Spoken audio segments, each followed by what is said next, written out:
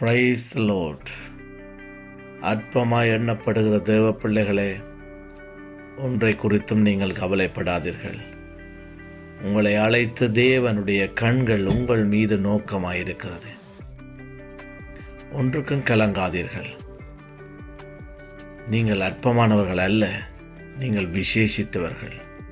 இந்த வானத்தையும் பூமியையும் படைத்த தெய்வத்துடைய தேவ பிள்ளைகள்.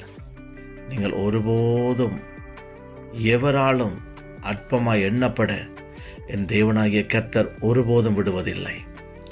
வேதத்திலே பார்ப்பீர்கள் சொன்னால், அன்று யாக்கோப்புடைய மனைவி லேயாள் யாக்கோப்பினால் அற்பமாய் எண்ணப்பட்டாள், புறக்கணிக்கப்பட்டாள், ஒதுக்கப்பட்டாள்.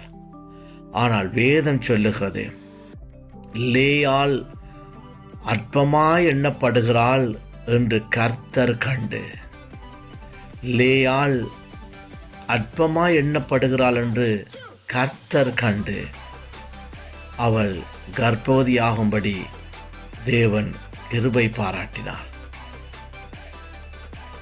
கோத்திரங்களிலே முதல் கோத்திரமாக அந்த கர்ப்பத்திலிருந்து ரூபன் என்கின்ற ஒரு பிள்ளை பிறக்கின்றது.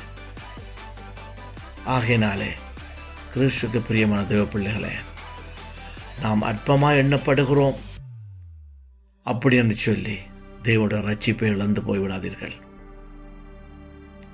கிறிஸ்துக்களே பாடுகள் உண்டு, வேதனைகள் உண்டு. ஆனால் நம்மை அழைத்தவர் இன்றும் ஜீவிக்கிறார். அவருடைய கண்கள் உங்கள் மீது நோக்கமாயிருக்கிறது.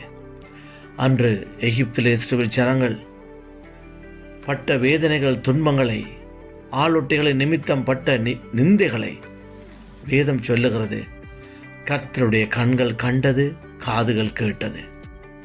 இன்றும் அப்படிப்பட்ட சூழ்நிலைகளுக்கு இருப்பீர்கள் என்று சொன்னால், ஆண்டவராகிய தேவனுடைய கண்கள் உங்கள் மீது நோக்கமாயிருக்கிறது. கலங்காதீர்கள், பயப்படாதீர்கள். உங்களை அழைத்தவர் இன்றும் ஜீவிக்கிறார். இதோ மரித்தேன், சதா காலங்களில் நான் உங்களோடு கூட இருக்கேன்னு சொன்னவர் உங்களோடு கூட இருக்கிறார். நீங்கள் அற்பமானவர்கள் அல்ல, நீங்கள் புறக்கணிக்கப்பட்டவர்கள் அல்ல, நீங்கள் ஆளுகை செய்கிற தேவனுடைய பிள்ளைகள். கர்த்தருக்குள்ளே மன மகிழ்ச்சியாயிருங்கள், சந்தோஷமாயிருங்கள். May God bless you.